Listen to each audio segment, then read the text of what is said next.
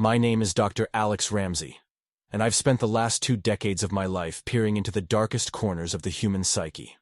As a forensic psychologist, I've sat across from individuals who have committed unspeakable acts, delved into their minds, trying to understand the why, the how, the intricate workings of a mind capable of such darkness. I've worked with hardened criminals, those whose eyes hold no remorse, and with those who seem lost in a maze of their own making, their actions a desperate cry for help gone tragically wrong. But of all the cases that have crossed my path, none has stayed with me quite like the story of Daniel Carter. The Carters, at first glance, were the picture of idyllic suburban life. They resided in Elmwood, Ohio, a town where the leaves turned vibrant hues in the fall and the air hummed with the quiet rhythm of everyday life. John Carter, the father, was a well-respected accountant, known for his sharp mind and dedication to his work. Sarah Carter, his wife, was a beloved elementary school teacher, her gentle nature and passion for nurturing young minds making her a favorite among students and colleagues alike. And then there was Daniel, their only child, a seemingly ordinary teenager who blended seamlessly into the fabric of Elmwood. He was a star player on the local baseball team, his swing a thing of beauty, and his laughter echoing through the park on warm summer evenings. He had a mischievous streak, of course, the kind that often landed him in minor scrapes, but nothing that ever hinted at the darkness that lay dormant within. But beneath the veneer of normalcy, a silent tension simmered. Like a fault line deep beneath the Earth's surface, unseen and unnoticed, it was slowly cracking the foundation of their seemingly perfect life. Whispers of arguments between Daniel and his father began to circulate, hushed conversations over in the aisles of the local grocery store, concerned glances exchanged between neighbors. The tension was palpable, a growing unease that something was amiss within the walls of the Carter home. Then, one cold November night, the silence was shattered. A piercing scream cut through the stillness, followed by an eerie quiet that hung heavy in the air. A neighbor, startled by the commotion, peered out her window and saw a figure darting from the Carter house, disappearing into the shadows. Fear gripped her heart, and she frantically dialed 911, her voice trembling as she reported the disturbance. When the police arrived, the scene that greeted them was nothing short of horrific. John Carter lay sprawled on the living room floor, his life brutally extinguished. His eyes, wide open and vacant, stared at the ceiling, reflecting the harsh glare of the overhead lights. A crimson stain bloomed across his chest, and a blood-soaked kitchen knife lay discarded near the fireplace, its gleaming blade a stark contrast to the warm, inviting glow of the dying embers. The investigation immediately zeroed in on Daniel. He was the only other person in the house that night. His mother, away on a school trip. His initial story was a flimsy concoction of feigned innocence, claiming he had been asleep in his room, oblivious to the horrors unfolding downstairs. But the evidence painted a different picture. His fingerprints were found on the murder weapon, his alibi riddled with inconsistencies, and the whispers of escalating conflicts with his father now echoed with chilling significance. During the interrogation, Daniel became a statue of silence. He sat hunched over, his gaze fixed on the floor, his young face pale and drawn.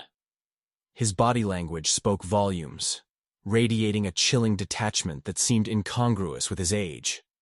He eventually confessed to the crime, the words tumbling out, in a monotone devoid of emotion. But the question that lingered, the question that haunted everyone involved, was why? What drove this seemingly ordinary teenager to commit such a heinous act?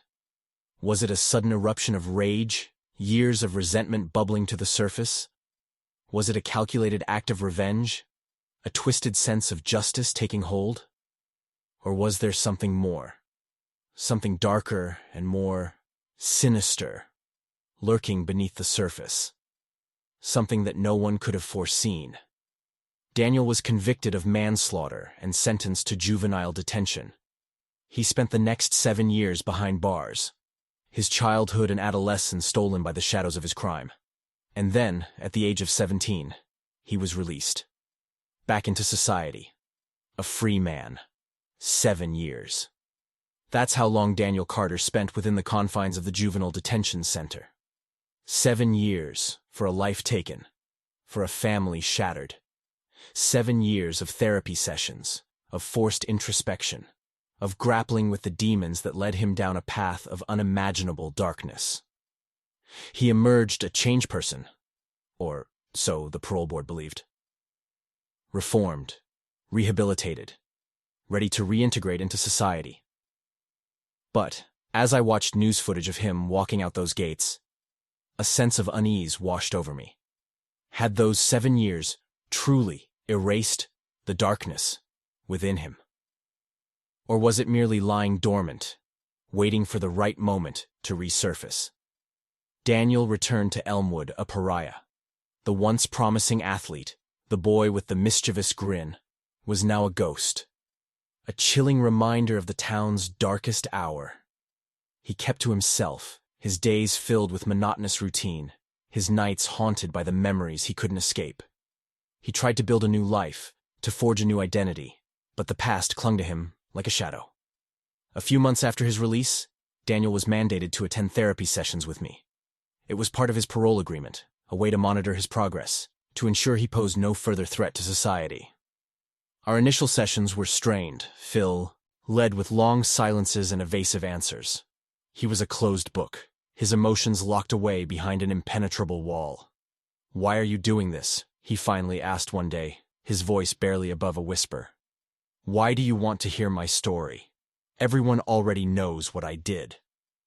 "Because, Daniel," I replied, "understanding your story is the only way to ensure it doesn't happen again. To you, or to anyone else." It was a long and arduous process, peeling back the layers of pain, anger, and guilt. Daniel gradually began to open up, revealing glimpses of the troubled childhood that had shaped him, the strained relationship with his father that had ultimately led to that fateful night. He spoke of his father's volatile temper, the constant fear that hung over their household. He described the verbal abuse, the belittling comments, the feeling of never being good enough.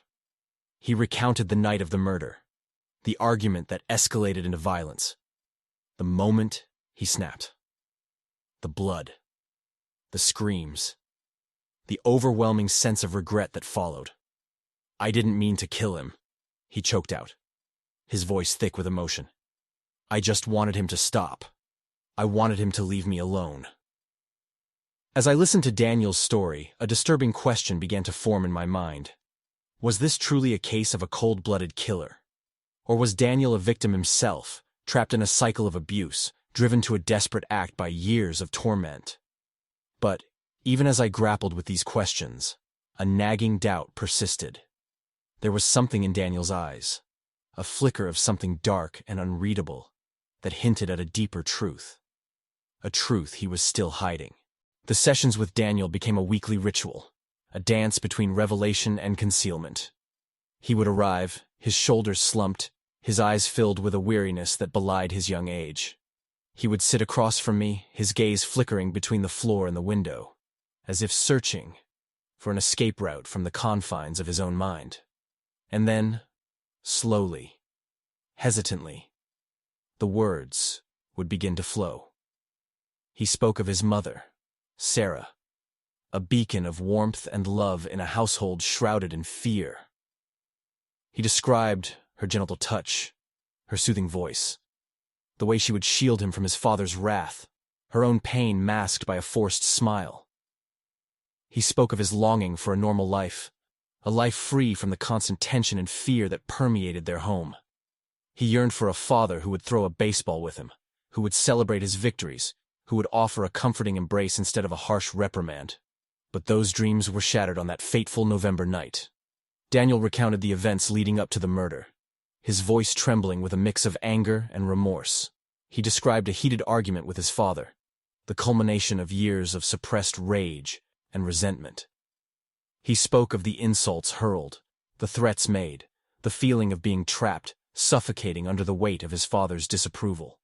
And then, the moment of clarity, or perhaps madness. The flash of the kitchen knife, the surge of adrenaline, the blur of motion as he lunged forward, the sickening thud as the blade connected with flesh.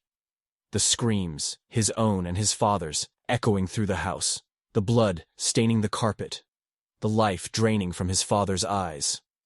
"I didn't mean to do it," he would repeat, his voice a broken whisper. "It just happened. I lost control." But as I listened to his story, I couldn't shake the feeling that there was more to it. Something he was dingback, a piece of the puzzle that refused to fit. His accounts of the night were fragmented, his emotions inconsistent. There were moments of genuine remorse, tears streaming down his face as he spoke of the father he had killed, the mother he had lost. But then there were other moments, fleeting glimpses of a coldness in his eyes, a detachment that sent shivers down my spine.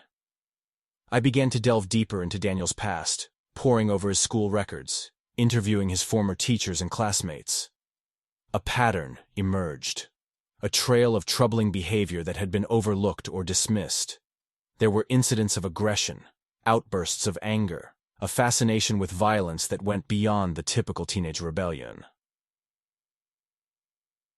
One particular incident stood out.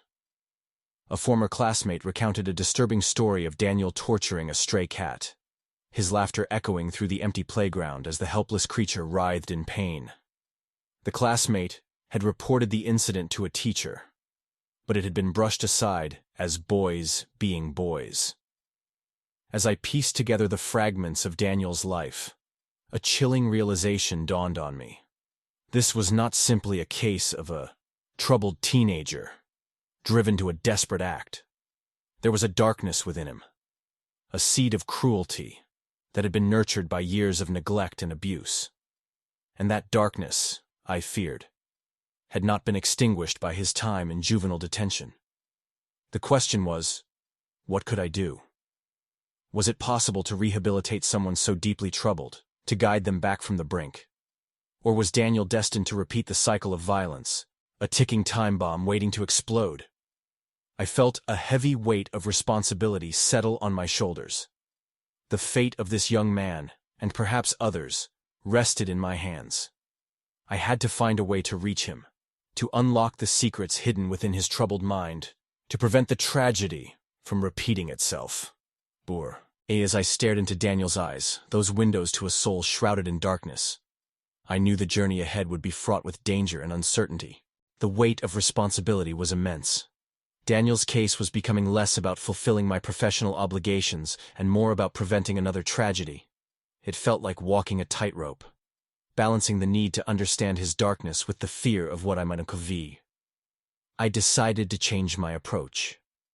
Instead of focusing solely on the past, I started to explore Daniel's present.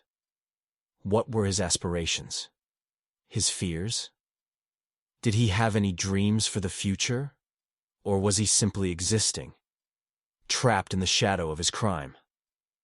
One day, during a particularly tense session, I noticed a small, worn book tucked under Daniel's arm.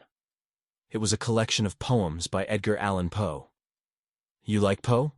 I asked, trying to break through the wall of silence he had erected.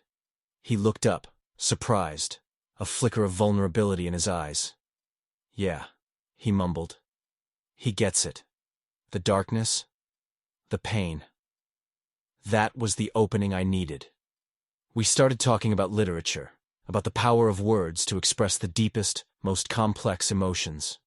Daniel, it turned out, was a voracious reader, finding solace in the worlds created by authors who dared to explore the darker side of human nature.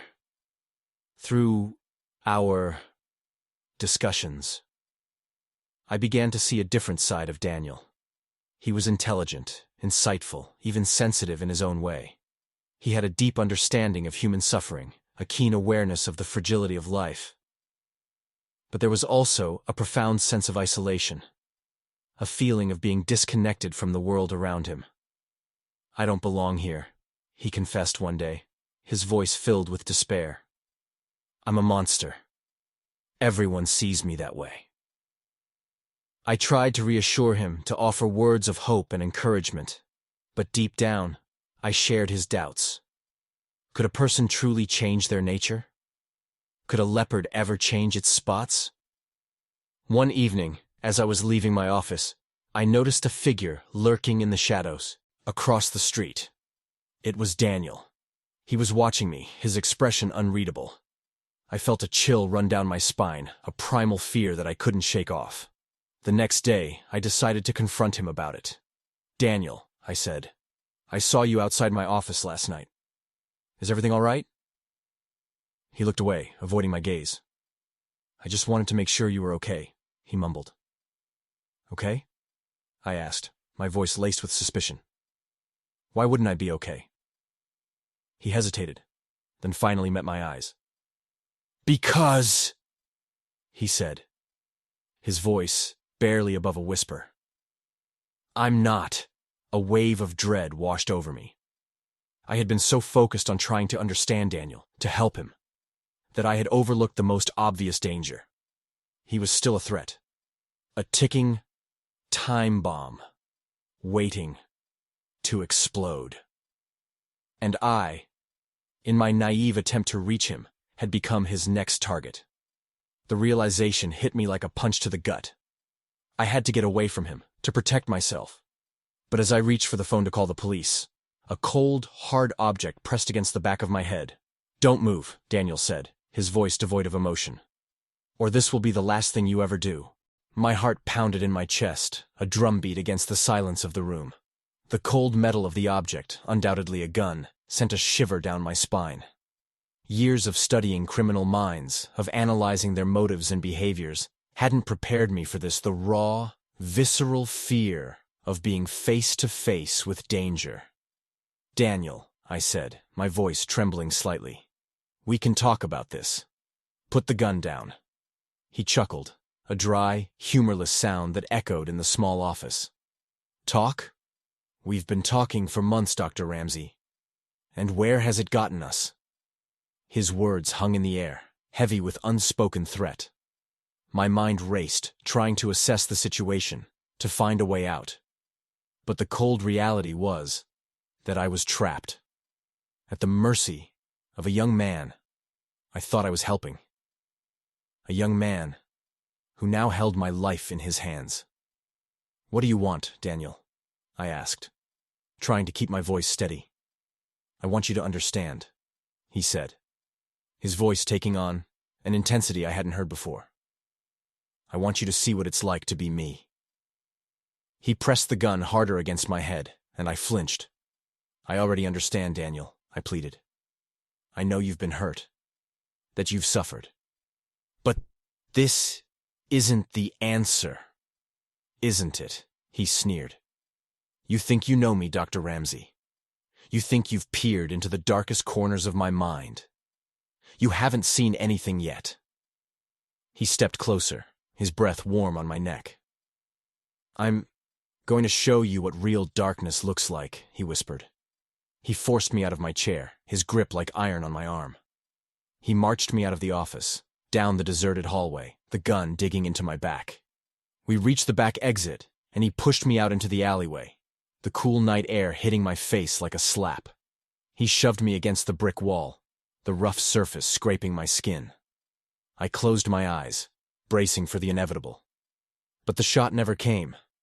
Instead, I heard a sob, a choked, desperate sound that tore through the silence. I opened my eyes to see Daniel standing before me, the gun dangling from his hand, his face contorted in anguish. "I can't do it," he cried, his voice cracking. "I can't hurt you." He dropped the gun, and it clattered to the ground. He sank to his knees, his body racked with sobs. I stood there, frozen, my mind struggling to process what had just happened. The fear that had gripped me moments before slowly gave way to a wave of relief, followed by a profound sadness.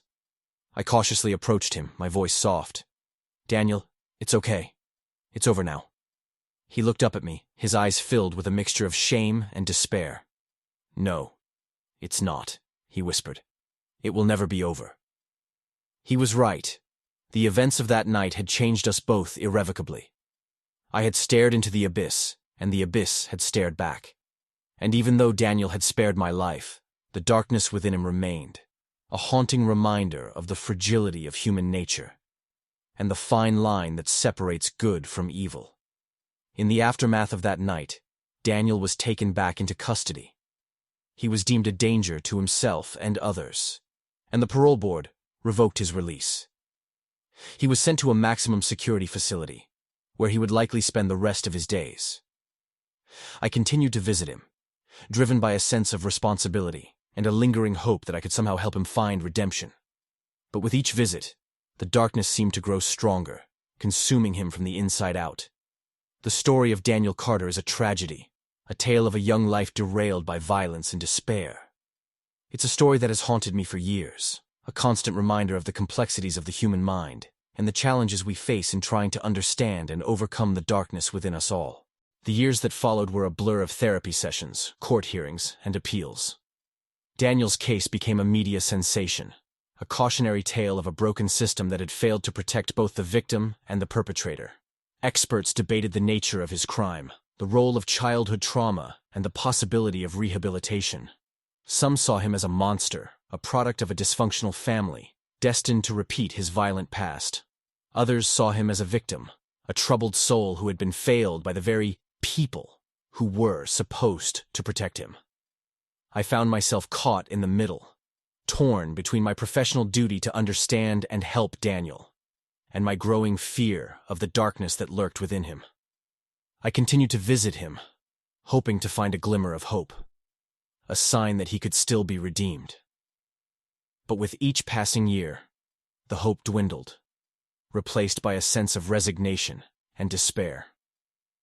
Daniel became withdrawn, isolating himself from the other inmates and the prison staff. He refused to participate in therapy sessions, his silence a defiant act of resistance against a world that had rejected him. He spent his days reading, immersing himself in the works of Poe, Dostoevsky, and other authors who explored the depths of human depravity. He seemed to find solace in their words, a twisted sense of kinship with the characters who inhabited their pages. One day, during a rare visit, I noticed a change in him. He seemed agitated, his eyes filled with a manic energy. He spoke in riddles, quoting lines from his favorite poems, his words laced with a chilling undercurrent of violence. "The telltale heart," he whispered, his voice hoarse and raspy. "Do you hear it, doctor? The beating of the heart, the guilt that consumes me." I tried to calm him, to reason with him, but it was like talking to a ghost. He was lost in his own world, a world of darkness and despair, ere the lines between reality and fiction blurred. As I left the prison that day, a sense of foreboding washed over me. I knew, with a certainty that chilled me to the bone, that Daniel was reaching a breaking point. The darkness within him was growing stronger, threatening to consume him completely. A few weeks later, my fears were confirmed. I received a call from the prison warden informing me that Daniel had attempted suicide. He had been found in his cell, unconscious, with a makeshift noose around his neck. He was rushed to the hospital, but it was too late. He died the next day, his troubled soul finally finding release from the torment that had plagued him for so long. Daniel's death left a void in my life, a sense of loss that I couldn't shake off. I had failed him, failed to understand the depths of his despair, failed to prevent his tragic end. His story became a cautionary tale, a reminder of the fragility of human life and the devastating consequences of unchecked darkness. I often think of Daniel, his troubled gaze, his tortured soul. I wonder what could have been done differently, what path he might have taken if the circumstances had been different. But the truth is, there are no easy answers, no simple solutions. The human mind is a complex and mysterious landscape, and sometimes the darkness is simply too overwhelming to overcome. Daniel's death, while tragic, brought a strange sense of closure to Elmwood. The town, forever scarred by his crime, could finally begin to heal. Sarah Carter, after years of living with the unimaginable pain of losing both her husband and her son, slowly started to rebuild her life. She dedicated herself to her work, finding solace in nurturing young minds, and became an advocate for victims of domestic violence. sharing her story in the hope of preventing other families from suffering the same fate. But for me, the story of Daniel Carter was far from over. His ghost lingered in my thoughts, his troubled eyes haunting my dreams. I couldn't shake the feeling that there was still something I needed to understand, a missing piece of the puzzle that continued to elude me. I immersed myself in his case files, revisiting every detail, every interview, every therapy session. I scrutinized his writings, the poems he had copied, the stories he had scribbled in his notebooks. I searched for clues, for any hint of what had driven him to such despair. Then, one day, while reviewing his personal belongings, I stumbled upon a hidden compartment in his favorite book of Poe's poetry. Inside, I found a series of letters, written in Daniel's own hand. They were addressed to his mother, but they had never been sent. In those letters, a different Daniel emerged. He expressed his love for his mother, his deep regret for the pain he had caused her. He spoke of his struggles with his own darkness, his desperate attempts to suppress the violent urges that plagued him. He confessed his fear of becoming his father, of perpetuating the cycle of abuse that had defined his childhood. And then, in the final letter, he revealed a secret that had been buried for years, a secret that shed new light on the night of the murder. He confessed that he had not acted alone. He had been coerced, manipulated, by someone he trusted, someone who had preyed on his vulnerability and exploited his fear. The letters didn't reveal the identity of this individual, but they provided enough clues for me to start digging deeper. I revisited the case files, looking for any inconsistencies, any overlooked details. I interviewed Daniel's former classmates, his teachers, anyone who might have had contact with him during his troubled adolescence. Slowly, a pattern began to emerge, a web of connections that led me to a shocking discovery. The person who had manipulated Daniel, the person who had orchestrated the murder of John Carter, was none other than his own mother, Sarah. The revelation hit me like a thunderbolt. Sarah, the grieving widow, the compassionate teacher, the advocate for victims of domestic violence, was the mastermind behind it all. She had used her son, her own flesh and blood, as a pawn in her twisted game of revenge. Driven by a deep-seated resentment towards her abusive husband, Sarah had carefully crafted a plan to eliminate him, using Daniel's troubled past and his fragile mental state to her advantage. She had planted the seeds of violence in his mind, nurturing his anger and resentment until he was primed to act. On that fateful night, she had orchestrated the final act, ensuring that Daniel would be the one to carry out her deadly plan. She had then played the role of the grieving widow to perfection, deceiving everyone around her, including me. The realization of Sarah's deception filled me with a mix of anger and sadness. I had been so blinded by my own assumptions, so focused on Daniel's darkness, that I had failed to see the true evil lurking in plain sight. I confronted Sarah with my findings, presenting her with the evidence I had gathered. At first, she denied everything, but as I laid out the details of her carefully constructed plan, her facade crumbled. She confessed to her role in the murder, her voice devoid of remorse. "He deserved it," she said coldly. "He made our lives a living hell. I did what I had to do to protect myself and my son." But her words rang hollow. She had not protected her son. She had destroyed him. She had used his love and loyalty, twisting them into weapons of destruction. Sarah was arrested and charged with murder. Her trial was a media circus, the public captivated by the shocking twist in the case of the teenage killer. She was convicted and sentenced to life in prison, her carefully constructed facade of innocence shattered, her true nature exposed for all to see. Yes, this is the end of the story of Daniel Carter, as I know it. His tragic life and the ripple effects of his actions have left an indelible mark on me and everyone involved. Though the case is closed, the questions linger. Could I have done more to help Daniel? Was there a way to break the cycle of violence that ultimately led to his demise? These questions will likely stay with me forever, a constant reminder of the complexities of human nature and the limitations of my own understanding. But even in the face of such darkness, there is a glimmer of hope. Sarah's conviction brought a sense of justice to Elmwood, and her story serves as a stark warning about the devastating consequences of unchecked anger and the manipulation of vulnerable individuals. And while Daniel's life ended in tragedy, his story continues to inspire reflection and discussion about the importance of early intervention, the impact of childhood trauma, and the need for compassion and understanding in a world that often seems too quick to judge and condemn. Perhaps, in the end, that is the legacy of Daniel Carter.